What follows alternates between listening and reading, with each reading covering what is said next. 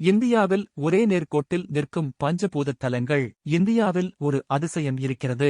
ஆயிரக்கணக்கான ஆண்டுகளுக்கு முன் கட்டப்பட்ட 5 சிவன் கோயில்கள். நிலம், நீர், தீ, காற்று, ஆகாயம், இந்த 5 பஞ்சபூதங்களையும் பிரதிநிதித்துவப்படுத்துகின்றன.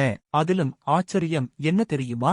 இந்த 5 கோயில்களும் இந்திய மேப்பில் கிட்டத்தட்ட ஒரே நேர்கோட்டில் அமைந்துள்ளன.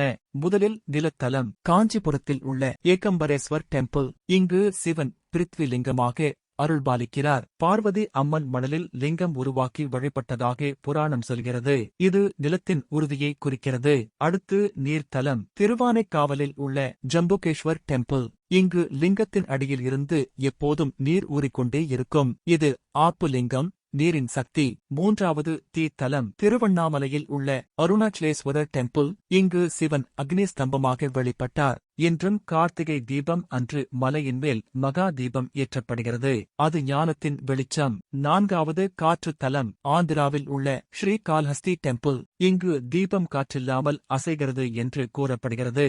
இது வாயுலிங்கம், உயிரின் சுவாசம். இறுதியாக ஆகாயத்தலம். சிதம்பரத்தில் உள்ள சிதம்பரம் நடராஜா டெம்பிள். இங்கு சிதம்பர ரகசியம், வெறும் ஆகாயமே சிவம் என்று உணர்த்துகிறது. அமைதி, பரம சத்தியம். இந்த 5 தலங்களும் புவியியல் ரீதியாக கிட்டத்தட்ட ஒரே 79 டிகிரி கிழக்கு தீர்க்கரேகைக்கு அருகில் அமைந்துள்ளன என்பது வியப்பான விஷயம். 1000 ஆண்டுகளுக்கு முன் இவ்வளவு துல்லியமான புவியியல் அறிவு எப்படி? இது சாதாரண கட்டிடம் அல்ல.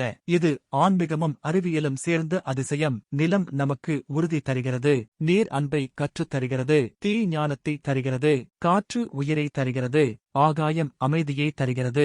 இந்த பஞ்சபூத தலங்கள் சொல்லும் ஒரு பெரிய உண்மை. இயற்கையே இறைவன், இறைவனே இயற்கை. இதுதான் இந்தியாவின் மறைக்கப்பட்ட அதிசயம். இணைந்திருங்கள். KMB பக்தி என்றென்றும் இறைப்பணியில் உங்களுக்காக.